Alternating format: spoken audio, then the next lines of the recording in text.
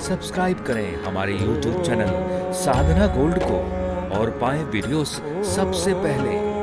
Bell icon दबाना ना भूलें। अनुशासन व्यक्ति को जीना सिखाती है।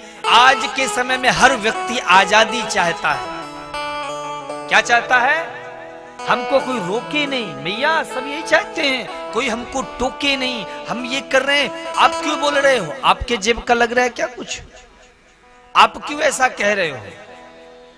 याद रखना, ये जो बड़े हैं ना, इनकी बुजुर्गों की बातें कड़वी हमें जरूर लगती है, लेकिन कड़वी दवा ही बीमारी में असर ज्यादा दिखाती है।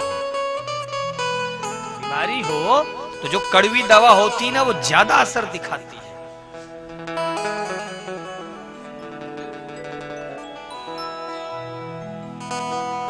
इसलिए आपके पास यदि कोई बरजने वाला है, कोई डांटने वाला है, कोई फटकारने वाला है, तो आप बड़े भाग्यशाली हो। कम से कम आपको अनुशासन में रहना सिखाया जाएगा।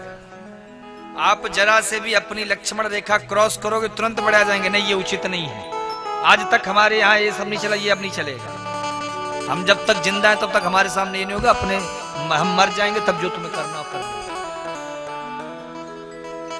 विशाल पीपल के वृक्ष पर पत्ता लगा रहता है। जब तक वह वृक्ष से वह डाली, वह शाखा जुड़ी रहती है, उसे अपनी कीमत का अंदाजा नहीं होता है। लेकिन जब वह उस विशाल वृक्ष की शाखा से वो पत्ता गिरता है तो बड़ा खुश होता है, हा हा हा, अब तो मैं आजाद हो गया, अब मैं स्वतंत्र हो गया। नहीं तो पेड़ की डाल से बंधा रहता था।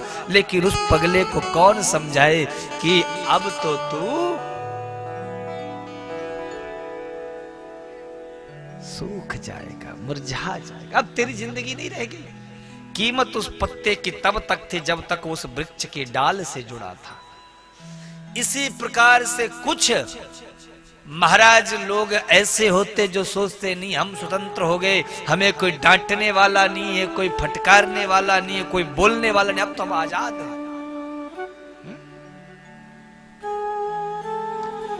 पिंजरे का पंछी तुझे कितना गुमान है।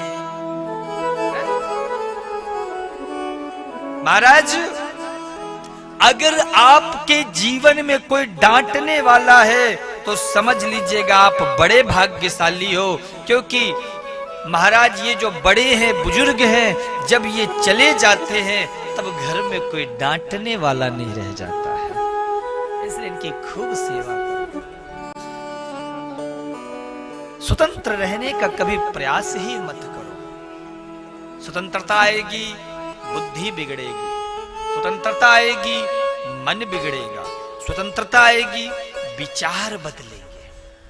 और जब विचार बदल जाता है महाराज, बुद्धि बदल जाती है, तब व्यवहार भी बदलने लग जाता है।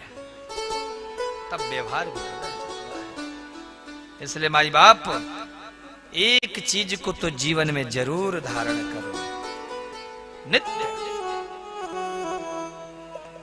गोविंद के नाम का चिंतन करो। ये सब प्राप्त कहां से होगा? बोले ये सब एक ही जगह से मिलता है, सत्संग से। सत्संग से क्या आएगा? मन नियंत्रण होगा, बुद्धि नियंत्रित होगी, विवेक जागृत होगा, इंद्रियां कंट्रोल में रहेंगी।